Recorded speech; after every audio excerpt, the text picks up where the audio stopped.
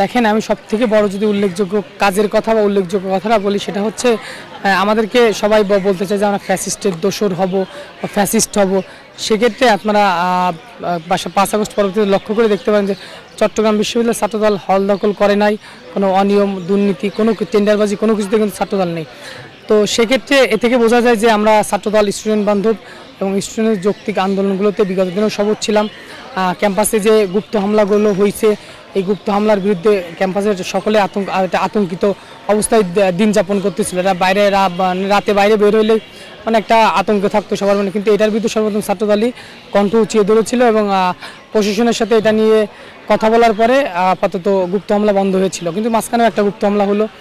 এর বাইরেও শিক্ষার্থীদের যে যৌক্তিক আন্দোলনগুলো ছিল, এই আন্দোলনগুলোতে ছাত্রদল একদম সম্মুখ সাথে সবুজ ছিল। আসলে বিষয় হচ্ছে কি, আমরা ছাত্রদল স্টুডেন্টের অধিকার আদায়ের রাজনীতি করি। একটা বিশ্ববিদ্যালয়ের কাছ থেকে একটা শিক্ষার্থী যে মৌলিক অধিকারগুলো এগুলো দাবি আদায় করে নেওয়ার জন্য আমরা আমাদের রাজনীতি করি।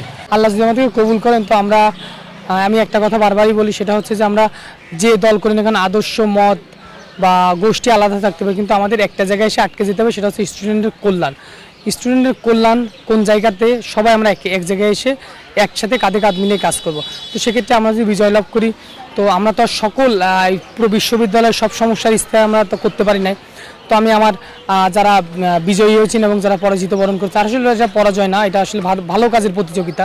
তো ভালো কাজের প্রতিযোগিতা যারা একটু পিছিয়ে আছে তাদের সাথে কথা বলবো, যে তাদের ইশতেহারটাও দেখবো, দেখে আমরা যে ইশতেহার দিয়েছি সবগুলো একসাথে কম্বাইন করে একটা ইশতেহার তৈরি করবো। ইশতেহার তৈরি করে আমি সবাইকে বলবো, চলো আমরা একসাথে মিলে কাজ করি এবং আমাদের বিশ্ববিদ্যালয়টাকে একটা আধুনিক এবং উন্নত বিশ্ববিদ্যালয়ে রূপান্তরিত করার জন্য যা যা করার লাগে আমরা তাই করব। আমরা সকলকে একসাথে নিয়ে কাজ করব।